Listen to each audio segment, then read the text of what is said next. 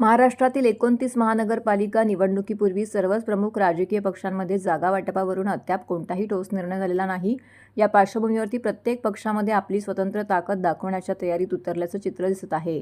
देशातील सर्वात मोठा पक्ष असल्याने भाजपाने नमो भारत नमो ठाणे असा बॅनर लावत निवडणूक प्रचाराची सुरुवात केली, तर शिवसेना, शिंदे गट तसेच खासदार श्रीकांत शिंदे यांनी आज ठाण्यामध्ये सभा घेणार आहेत. दरम्यान राष्ट्रवादी काँग्रेस, अजित पवार गटाकडूनही जोरदार शक्ती प्रदर्शन करण्यात आलं. पक्षाचे महाराष्ट्र प्रदेश सचिव नजीब मुल्ला, सुहास देसाई यांनी घड्याळ चिन्हावरती उमेदवारी अर्ज दाखल करण्यासाठी भव्य प्रचार रॅली काढली. या रॅलीद्वारे त्यांनी संपूर्ण वॉर्डामध्ये फेरफटका मारत आपली राजकीय ताकद दाखवून दिली आहे. रॅली दरम्यान नजीब मुल्ला आणि त्यांच्या सर्व समर्थकांनी दर्ग्यात जाऊन चादर अर्पण केली आहे.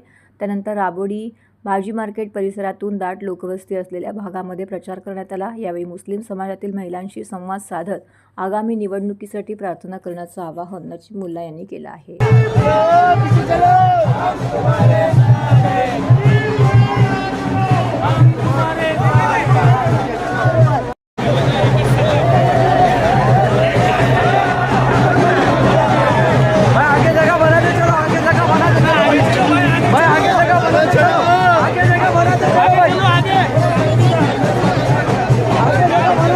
सुहास देसाईंनी पण अर्ज दाखल केलाय, वैदा खाननी पण केलाय, अंकिता शिंदेनी पण केलाय. 2 उमेदवार आणि आम्ही एक असलेली खुला प्रवर्ग महिला याच्यात अंकिताताई आणि वैदाताईंनी दाखल केलाय. 2 ओपन जेंट्स आहेत, म्हणजे खुला वर्ग आहे 2 सर्वसाधारण, त्याच्यात सुहासनी पण आणि मी दाखल केलेला आहे. एक ओबीसी आमची राहिलेली आहेत, ते ओबीसी नक्की आम्ही सोमवारपर्यंत दाखल करू.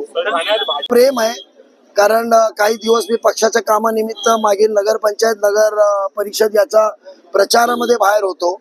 तर तो आपुलकी आहे, तो प्रेम आहे. मी त्यांचा आदर करतो, प्रेम करतो की त्यांनी फक्त मी त्यांना फोन केला की आपण एकत्र राहूया आणि आपण राबोडीचा विकास करूया. आजपर्यंत एकत्र राहिलो, तर आम्ही त्या पद्धतीने त्यांनी अपक्षाचा फॉर्म पण पाडला. त्यांचं नाव नईम खान आहे. 100%, कारण शेवटी विरोधकांना निवडणूक लढून माझ्या विरुद्ध निवडून येण्यात रस नाहीये.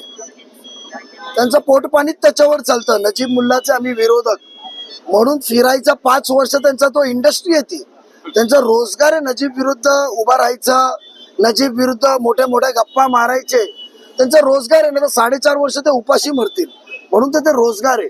मला विरोधक दाखवून 4 लोकांकडे जाऊन आपली कामं काढून घ्यायची व्यक्तिगत, त्यांना लोकहितांची काही कामं नाहीये.